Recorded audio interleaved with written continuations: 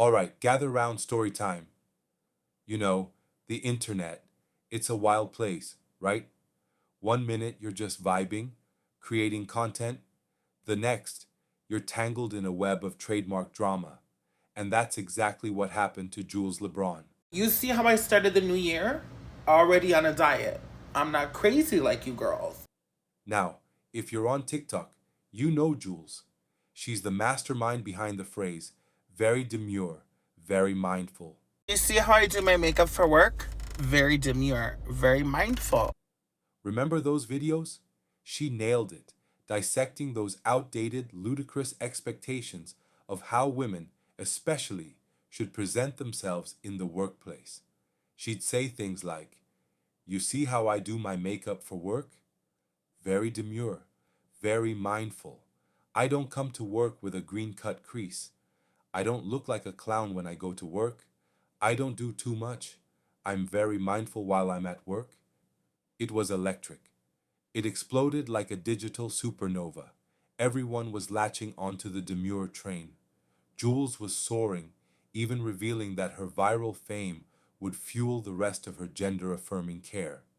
She expressed, "Hey, maybe you should make the videos, because one day I was playing cashier and making videos on my break, and now I'm flying across countries to host events, and I'm gonna be able to finance the rest of my transition." I'm very demurtsy, I'm very cutesy, I'm very demure. But I mix them both because I'm what? Very demurtsy. I'm very cute with it, but I'm very mindful with it, very respectful with it. I don't do too much, I do just enough. I don't go overboard, I don't go underboard. I'm not the basement, I'm not the attic, I'm where you live. I'm very demure. But here's where the plot twists arrive like a rogue wave. Jules, like any savvy creator, had plans: merch, brand deals, an empire. She wanted to seize her moment, build something lasting. Who could blame her? She birthed this cultural phenomenon.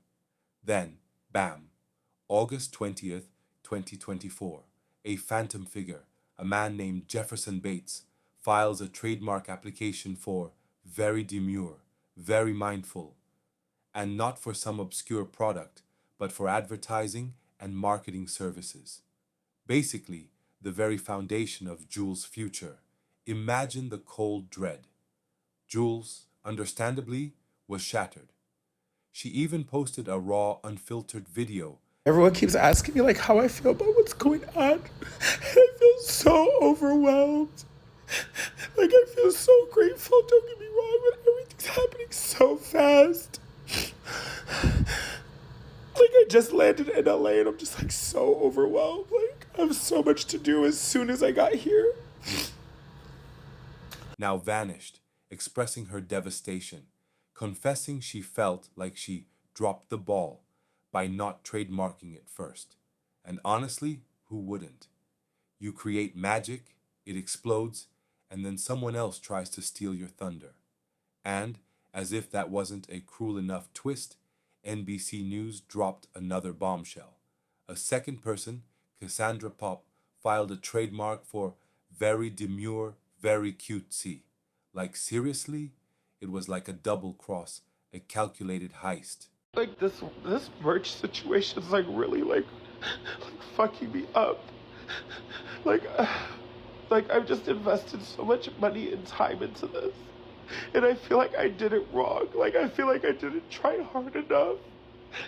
And like I wanted this to like do so much for like my family and like provide for my transition and like I just feel like I dropped the ball. Like I feel like I fucked up and like someone else has it now. And I like don't even know what I could have done better because like I didn't have the resources. And I'm just like sitting in bed just like feeling so fucking bad about all of this.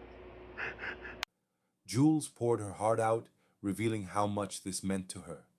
She wanted to use her phrase to support her family, to secure her future, especially her transition.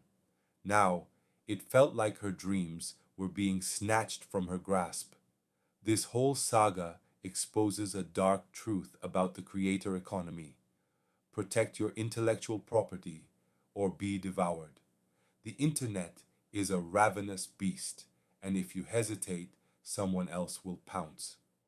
It's a brutal lesson one Jools is learning in the spotlight.